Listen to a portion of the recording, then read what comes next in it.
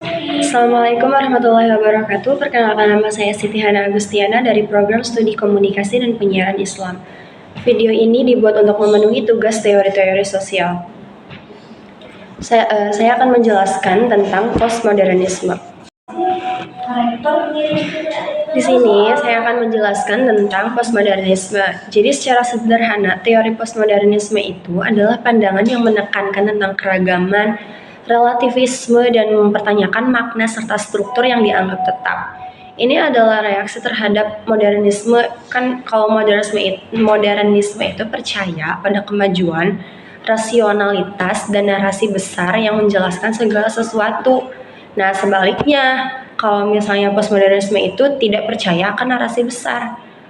Karena postmodernisme ini melihat bahwa dunia itu sebagai kumpulan dari banyak cerita dan perspektif yang berbeda-beda.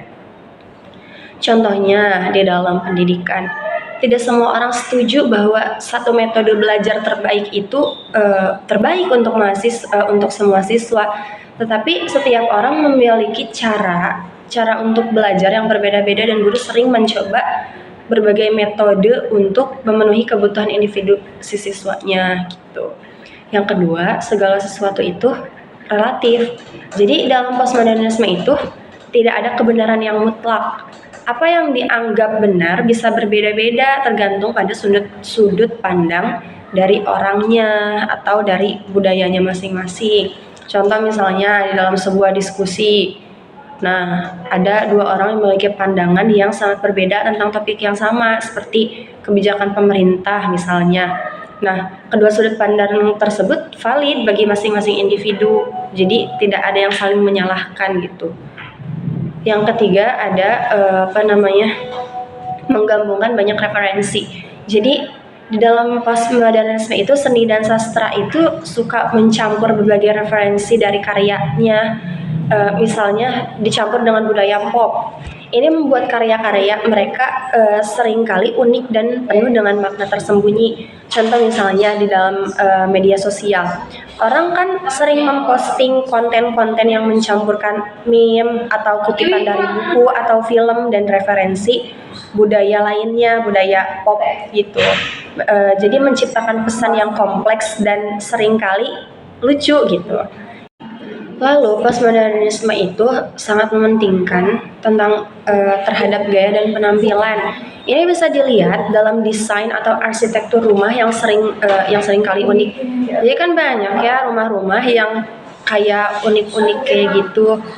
Itu tuh salah satu contoh dari postmodernisme gitu. Jadi desain interior rumah itu sering menggunakan berbagai gaya, kayak ada yang ini gayanya vintage, ini gayanya modern, atau ruangannya itu pokoknya nama lucu-lucu gitu.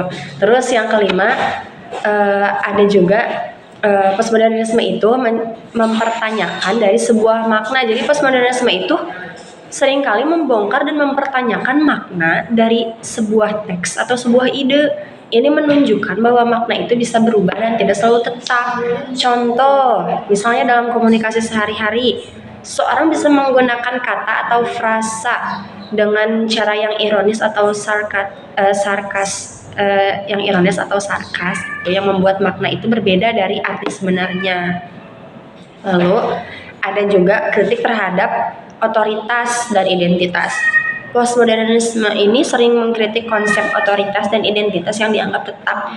Ia melihat identitas sebagai sesuatu yang bisa berubah dan terbentuk dari interaksi sosial. Contohnya dalam pekerjaan.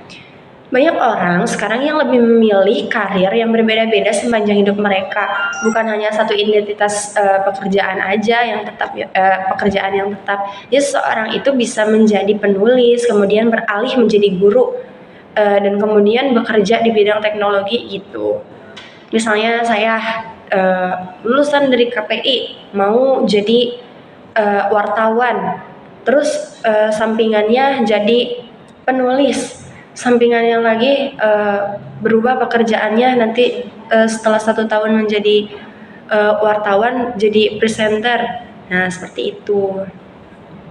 Mungkin hanya itu yang bisa saya sampaikan. Wassalamualaikum warahmatullahi wabarakatuh.